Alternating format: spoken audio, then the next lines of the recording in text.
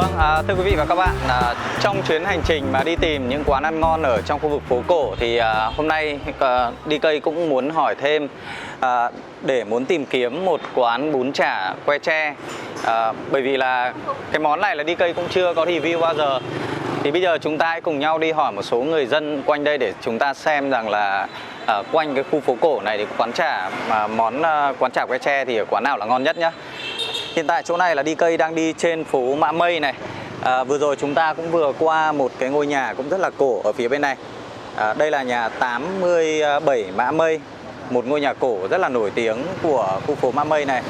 Theo DK được biết rằng thì là ngôi nhà 87 đấy là ngôi nhà cổ nhất, vẫn còn giữ nguyên trạng từ cái thời ngày xưa cho đến bây giờ. Chính vì vậy mà chính quyền thành phố thì cũng đã yêu cầu ngôi nhà đấy là phải giữ nguyên trạng và không được thay đổi nữa. Và bây giờ cái ngôi nhà này đã trở thành một trong những cái điểm tham quan cực kỳ là hấp dẫn của du khách nước ngoài cũng như là người dân mà yêu phố cổ Hà Nội, yêu những cái ngôi nhà cổ. Bây giờ chúng ta sẽ hỏi một vài người bất kỳ để tìm kiếm xem là có cái quán bún chả nào ngon hay không. Đầu này có một cô bán thịt này, đi cây thấy ngay góc bên trái này có một cô bán thịt. Chúng ta sẽ vào đây để chúng ta hỏi cô ấy nhé. Cô ơi, cô cho cháu hỏi là quanh đây có cái quán bún chả que xiên nào ngon không cô nhỉ? Bây giờ thì vào ngõ Phất Lộc. Phất Lộc ạ? Ừ, ngay đây. Vâng, thế là đi vào trong đấy có nhiều quán không cô? Có cái quán đầu tiên ấy. Quán đấy ngon à? Thấy mọi người ăn đông. Thế à? Đây là cô bán thịt gà đây à? Thịt gà, thịt lợn à? Nhìn hay nhỉ? Sao cô cái xe bé xíu này cô? Cái này đẩy đi cũng tiện nhỉ? Thế công an là chạy. Phải thế mới kiếm được mà ăn chứ không đói à? Cô bán đây bao lâu rồi? Lâu rồi, mấy chục năm đây rồi. Thế à? Mà không đi kiếm ăn thì có được xào ruộng ăn gì mà sống. Vâng. Thôi nói chung là phố cổ thế cô ạ. Cháu thấy cô nào bán cũng gian nhỏ nhỏ như cô này. Vâng, thì cháu cảm ơn cô nhá. Còn đây có ngõ Phất Lộc đây. Vâng ạ. Em chào anh. Anh ơi, làm ơn cho em hỏi là anh ở quanh đây có quán nào bún chả ngon không anh nhỉ? Anh đi trên ngã ba trên này. Ngã ba đoạn nào ấy? Phất Lộc đấy. Phất Lộc à? Vâng, trong đấy có nhiều quán đấy. Vâng. Vâng, có quán nào là ngon nhất không anh? Chứ chỗ đấy nhiều quán bún chả rồi, không biết quán nào ngon nhất. Vâng, thế em cảm ơn anh ạ. 12 hàng mảnh. Vâng ạ, vâng, em cảm ơn anh.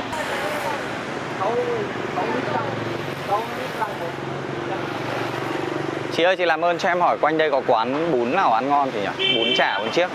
Riêng về bún chả ngõ Phất Lộc kìa. Ngõ Phất Lộc à? Vâng, trong đây có nhiều quán không ạ? Nhiều ạ. Nhưng quán nào là ngon nhất chị? Bún chả quán nào ngon nhất? Ngay đầu tiên ạ. Vâng. Em cảm. Kia là chỗ ngõ đây là ngõ Phất Lộc kìa. Vâng, thế em cảm ơn chị nhé. Ba này dạy chả. Vâng ạ, vâng, em cảm. Ngon lắm ạ. Chị ăn bao giờ chị ạ? Đắt à? Ăn rồi. Thế ạ. Trong này có mấy hàng. Vâng. Chị cũng hay ăn hàng đầu. Hay ăn hàng đầu tiên ạ. Người nổi tiếng mà. Vâng. Chả bún nem, bún Vâng. lòng các kiểu. Vâng, thế em cảm ơn chị ạ. Đây hàng bún riêu ở đây ngon. Vâng. Chị đây là bán hàng đây ạ. Vâng, thế em cảm ơn chị nhé. Nếu bạn theo như đúng chỉ dẫn của một vài người dân quanh đây thì chúng ta sẽ vào ngõ Phất Lộc này. Ở ngay chỗ này thì tôi cũng thấy là có hàng bún chả que tre rồi. Hàng bún chả ngay đầu này. Thì bây giờ tí nữa chúng ta sẽ vào trong cái quán bún chả này. Còn bây giờ thì đi cây nghĩ rằng là chúng ta vào trong ngõ Phất Lộc để đi cây luôn tiện là cùng quý vị và các bạn chúng ta xem là ở trong ngõ Phất Lộc này có quán ăn gì. Đây chắc là cái quán này là quý vị và các bạn. Bên này thì có cái này cũng có một quán. Trong này có vẻ giống như là trong ngõ chợ Đồng Xuân ấy. Nhưng mà tuy nhiên thì theo đi Tây thấy là cái số lượng, cái tần suất hàng quán là không nhiều như là trong chợ Đồng Xuân. Ở đây chúng ta lại thấy có một hàng bún đậu này. Đầu tiên là quán ở đây.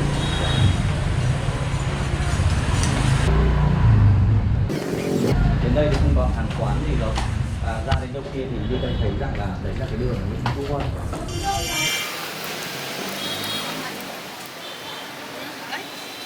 Chuyên nghiệp.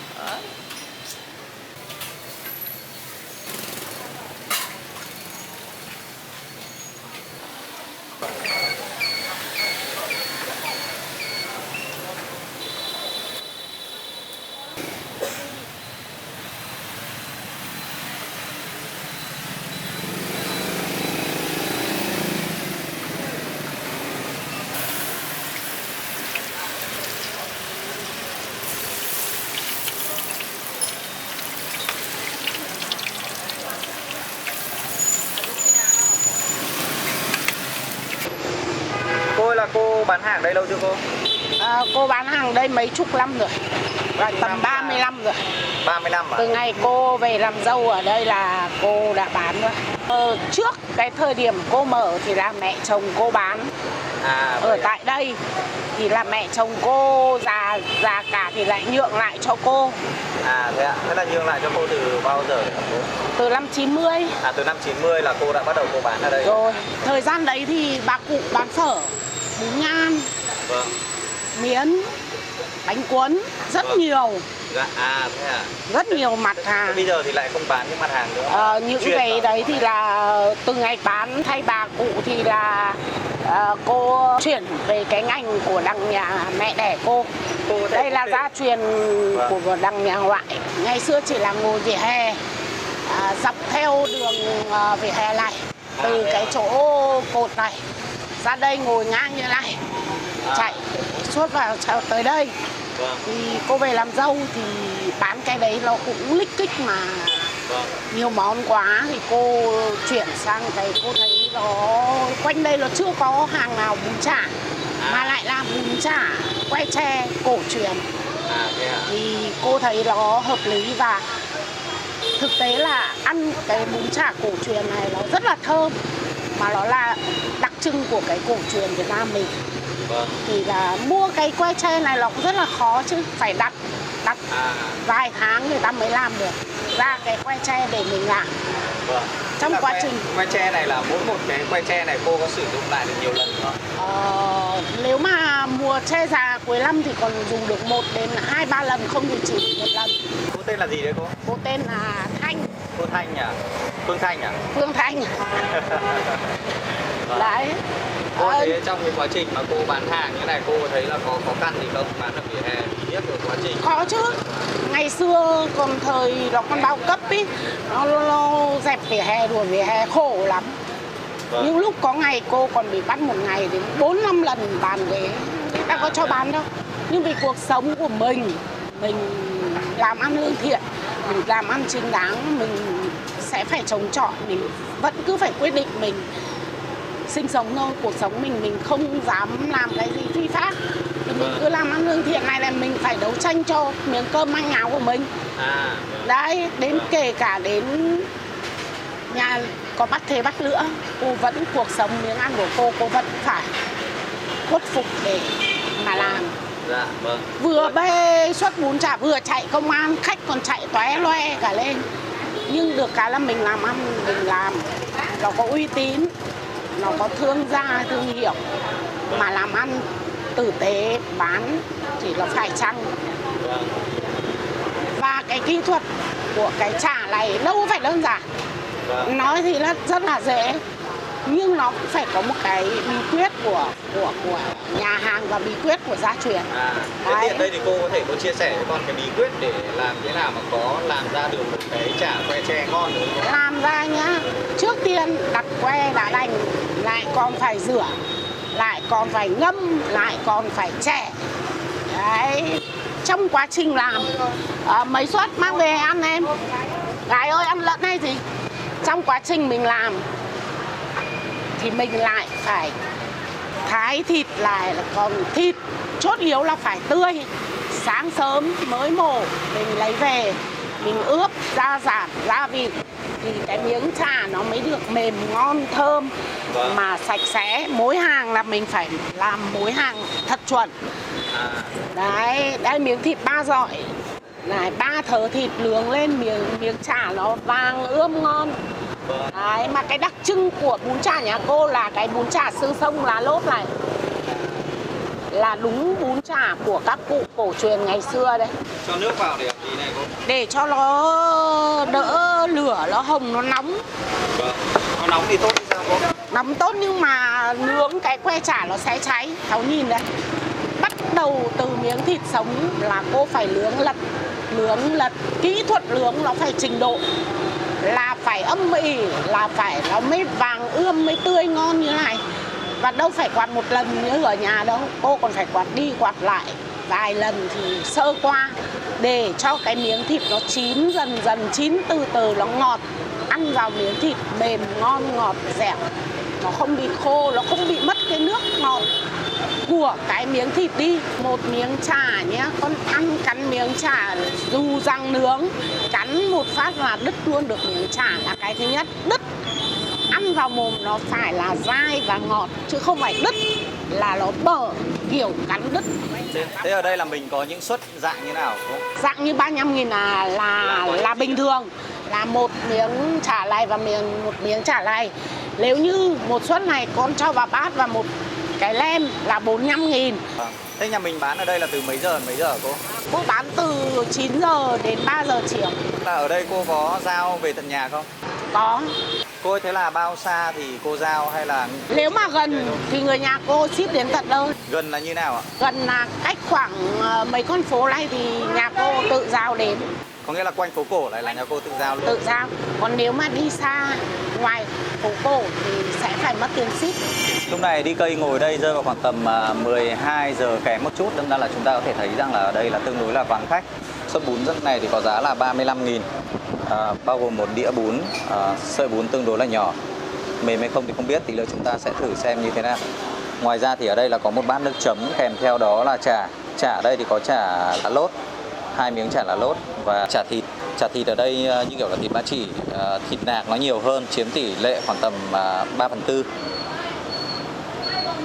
Ở đây chúng ta thấy rằng là những cái vết cháy nó không đều nhau, nhìn trông khá là bắt mắt. Nó không cháy đều trên toàn miếng chả, cả đối với cả miếng chả lá lốt này cũng vậy. Nước dùng thì nó hơi có vị, nó hơi có cái độ đục một chút và nó có cái màu nâu sẫm. Do cái miếng chả này nó tiết ra, nó tạo nên cho cái nước dùng này nó có cái độ đục nó như vậy. Trong này thì có su hào và cà rốt. Ngoài ra thì ở đây là có rau sống. Rau sống tương đối là tươi. Ớt này, wow, ớt này cũng nhìn cũng rất là tươi mà ngon này. Ở đây là có cả tỏi nữa, bát tỏi. Ngoài ra thì ở đây là có mắm này, hạt tiêu và giấm. Nó có cái vị thơm và vị cháy của cái miếng chả này. Nước ở đây thì nó có cái vị ngọt và nó hơi đượm đượm, chứ nó không bị, nước ở đây nó không bị chua. Nhưng ở đây nó hoàn toàn là nó hơi có cái vị ngọt nhạt, ngọt nhạt một chút và có vị đượm đượm, rất là thơm ngon. Ngoài ra nó có cái vị thơm của cái miếng chả cháy. Nước thì đi cây thấy là tuyệt vời rồi đấy. Bây giờ chúng ta sẽ thử xem là cái miếng chả ở đây.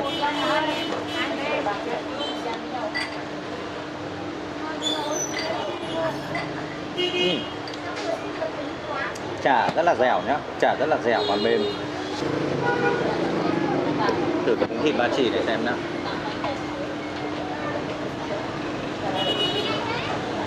Ăn cái miếng thịt ba chỉ này thì đi cây thấy rằng là nó không bị dai. Cái miếng nạc ấy nó không bị dai mà ăn vào thì là cắn một cái nó đứt luôn. Ngoài ra thì nó lại hơi có cái vị giòn giòn ở những cái chỗ đoạn mà cháy xém ấy. Bún ở đây được bà chủ ấy cắt tương đối là ngắn, gọn, nên ra là chúng ta khi mà nhấc sợi bún lên nó không bị dài. Cái sợi bún này, cái sợi nó nhỏ, đâm ra là khi mà chấm vào đây nó ngấm rất là nhiều nước chấm. Ăn có cảm giác nó đậm đà hơn.